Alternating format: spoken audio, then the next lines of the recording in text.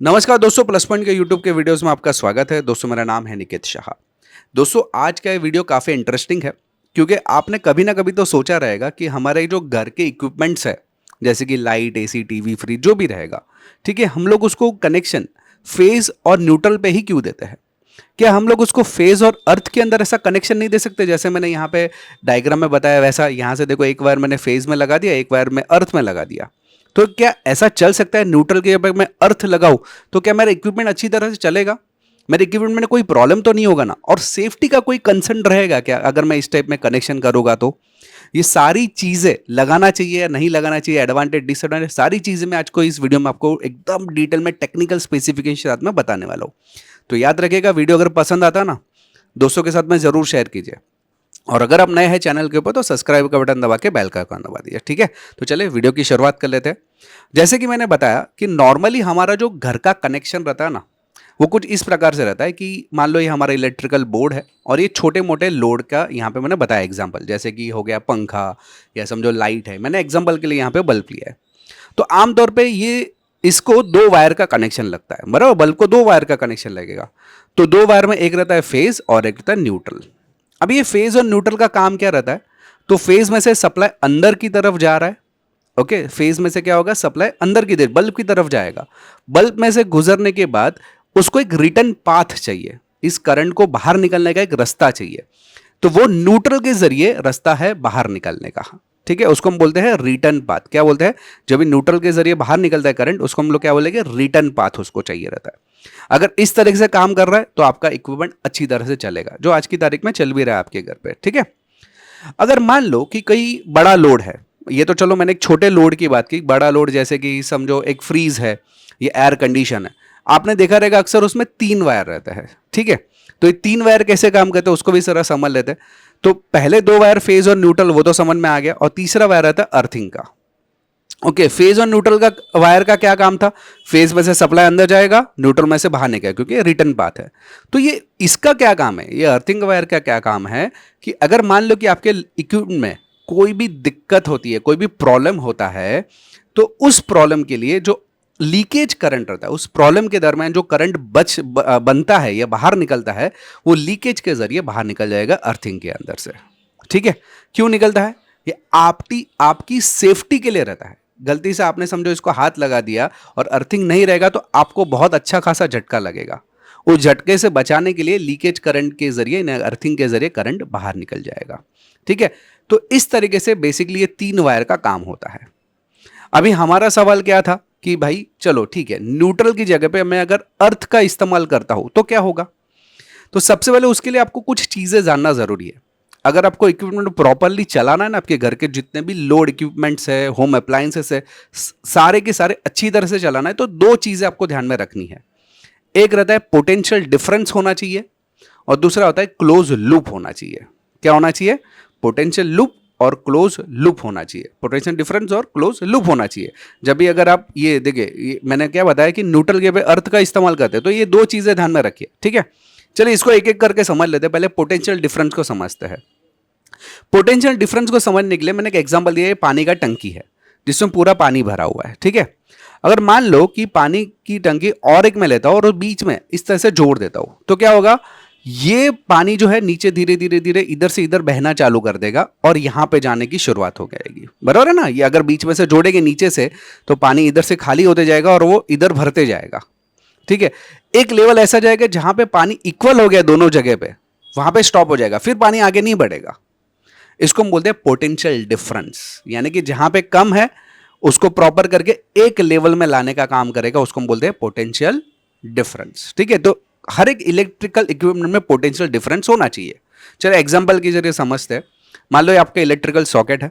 ठीक है, यहां पे फेज लाइन में आपको आ रहा है 230 वोल्ट, और न्यूट्रल लाइन में आपको कितना मिल रहा है?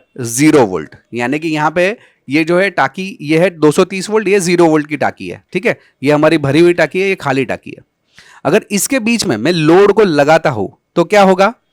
यहां से 230 वोल्ट जाएगा, इसके अंदर चल के यहां से बाहर निकलेगा, पोटेंशियल डिफरेंस जनरेट हो रहा है, इसलिए करंट जो है ट्रैवल कर रहा है एक वायर से दूसरे वायर में, यहां से जा रहा है लोड से होते हुए इधर से बाहर निकल रहा है। तो इस तरह से पोटेंशियल डिफरेंस जो है होता है, तभी जाके इक्विपमेंट बराबर चल रहा है ना।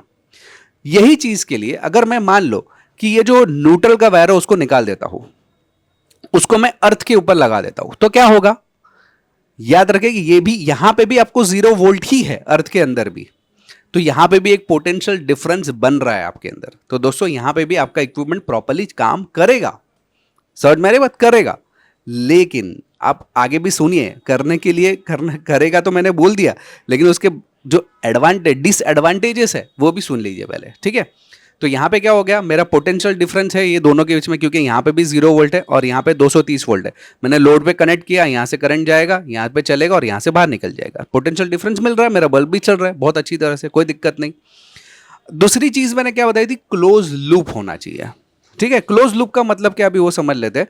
उसके समझने से पहले जानकारी के लिए बता दूं, हम लोग ने ऑनलाइन में बहुत सारे कोर्सेज चालू कर दिए, जैसे आरएलसी हो गया, पीएलसी हो गया, कंप्यूटर का रिपेयरिंग का हो गया, वायरमैन हो गया, मोटर रिमाइंडिंग हो गया, फिर समझो लैपटॉप रिपेयरिंग हो गया, रोबोटिक्स में अगर नोड एमसीयू हो गया, आर्डिनो हो गया, रास्पबेरी पाई हो गया, पाइथन जैसे प्रोग्रामिंग लैंग्वेजेस हम लोग सिखाते हैं, फिर ऑटोकैड जैसे प्रोग्रामिंग सिखाते हैं, कंप्यूटर के बेसिक के भी कोर्सेज हैं, नेटवर्किंग के भी कोर्सेज हैं, सोलर पावर के कोर्सेज है।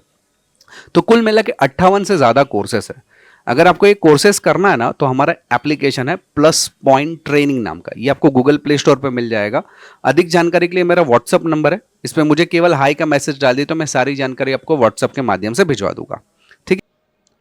तो अभी बात करते हैं क्लोज लूप के बारे में। क्लोज लूप का मतलब क्या होता है, अभी जैसे कि आपके घर का न्यूट्रल, अगर वायरिंग आपको थोड़ा सा आइडिया है वायरिंग का, तो जितने भी इक्विपमेंट्स है ना, जितने भी घर के जितने भी सामान है, जितना भी लोड है, सबका न्यूट्रल एक साथ में जोड़ा हुआ रहता है, ठीक है। फेस सबका अलग अलग वायर रहता है, न्यूट्रल एक साथ में जोड़ा हुआ रहता है। सेम उसी तरीके से अर्थिंग के केस में भी अर्थिंग सबका एक साथ में जोड़ा हुआ रहता है, जितने भी इक्विपमेंट जितने भी लोड है ना, हर जगह का अर्थिंग एक साथ में। तो क्लोज लूप यहां पे भी बन रहा है, जैसे न्यूट्रल में क्लोज लूप बन रहा है, वैसे अर्थ को भी एक साथ में, अर्थ और न्यूट्रल भी कहीं ना कहीं एक दूसरे के साथ में जुड़े हुए रहते हैं, कहीं ना कहीं सोर्स साइड में, यानी कि ट्रांसफॉर्मर साइड की बात कर रहा हूं, ठीक है। तो ये सारे के सारे एक क्लोज लूप जनरेट करते हैं, तो आपका बल्ब वहां पे आराम से चलेगा। लेकिन अगर ऐसा ही है तो हम लोग हर जगह पे अर्थिंग का वायर का यूज क्यों नहीं करते न्यूट्रल की जगह पे? बराबर है ना, कि अगर हमारा न्यूट्रल से भी हमारा काम हो रहा है तो जबरदस्ती अर्थिंग का वायर क्यों डलवा रहे हैं? हम लोग डायरेक्टली फेज वायर और अर्थिंग का वायर यूज करके हमारा इक्विपमेंट क्यों नहीं चला रहे? इसके पीछे का लॉजिक ऐसा है कि जब भी आप इस तरीके से कनेक्शन करते हो तो रिटर्न पाथ कौन सा हो जाएगा? अर्थिंग का हो गया। और ये अर्थिंग सारे घर के जितने भी इक्विपमेंट्स है सारे एक साथ में एक ही अर्थिंग पे चल रहे हैं, बराबर है कि नहीं? मतलब चाहे फ्रीज रहे, मिक्सर रहे या छोटे मोटे जो भी इक्विपमेंट रहे, तो उनका अर्थिंग का पॉइंट क्या रहेगा? सबका एक साथ में लूप बन गया है आपका। कहीं ना कहीं जैसे न्यूट्रल का लूप रहता है वैसे अर्थिंग का भी लूप रहता है, सारे के सारे अर्थिंग एक साथ में जुड़े हुए रहते हैं। तो जब भी कोई भी एक इक्विपमेंट में रिटर्न पाथ अगर अर्थिंग दिया हुआ है तो ये सारे के सारे अर्थिंग में आपको करंट नजर आएगा, जिसकी वजह से होगा क्या? अगर आप मिक्सर को भी हाथ लगाएंगे तो भी करंट मारेगा, फ्रीज को हाथ लगाएंगे तो भी, जितने भी इलेक्ट्रिकल इक्विपमेंट को तुम हाथ लगाएंगे ना वो आपको शॉक लगेगा, ठीक है। तो सेफ्टी कंसर्न के मामले में बहुत ही खराब है, इसके लिए हम लोग न्यूट्रल वायर का यूज करते हैं, रिटर्न पाथ के लिए अर्थ का यूज नहीं करते, क्योंकि सेफ्टी नहीं मिलती ना। अर्थ किसके लिए? हमारी सेफ्टी के लिए, लीकेज करंट को बाईपास करने, मतलब अभी इक्विपमेंट में कोई दिक्कत हुई तो वो अर्थ के जरिए बाहर निकल जाने के लिए है। लेकिन अगर उसके जरिए रिटर्न पाथ ही अगर दे रहे तो सारे इक्विपमेंट में फैल जाएगा, और सारे इक्विपमेंट में फैला तो हमारे इक्विपमेंट भी खराब हो सकते हैं। इसके अलावा और एक, हमारे घर की जब भी वायरिंग करते हैं ना तो हम लोग ईएलसी भी लगाते हैं या आरसीसी भी लगाते हैं, बराबर है ना। हमारे जो मेन बॉक्स रहता है, जहाँ पे जंक्शन बॉक्स रहता है बोलते हैं हम लोग उसको, वहाँ पर हम लोग ईएलसी भी लगाते हैं या आरसीसी भी लगाते हैं। ये क्या करता है ईएलसी भी आरसीसी भी? ये आपके प्रोटेक्शन के लिए रहता है, ताकि घर में इक्विपमेंट में कोई भी दिक्कत हो और अर्थिंग में थोड़ा सा भी अगर आपने गलती से हाथ लगा दिया, अर्थिंग में थोड़ा सा भी ऊपर नीचे हुआ ना, ये जो ईएलसीबी है ना ट्रिप हो जाएगा, आरसीसी भी ट्रिप हो जाएगा। क्यों? उसको लगेगा कि कुछ अनइवन आया है, कुछ ज्यादा ही करंट आ गया है अर्थ में, या न्यूट्रल में कम हो गया करंट, अर्थ में बढ़ गया, तो उसको समझेगा कि हाँ भाई किधर ना किधर जो इक्विपमेंट्स है उसमें कुछ प्रॉब्लम हुआ है, तो ईएलसीबी ट्रिप हो जाएगा। इसके वजह से, ये सब चीजों की वजह से हम लोग अर्थ वायर पे कनेक्शन नहीं लगाते हैं, ठीक है। हम लोग न्यूट्रल और फेस का ही यूज करते हैं, अर्थ का यूज नहीं करते कनेक्शन का रिटर्न पाथ प्रोवाइड करने के लिए। तो आई होप कि दोस्तों आपको ये टॉपिक समझ में आया रहेगा।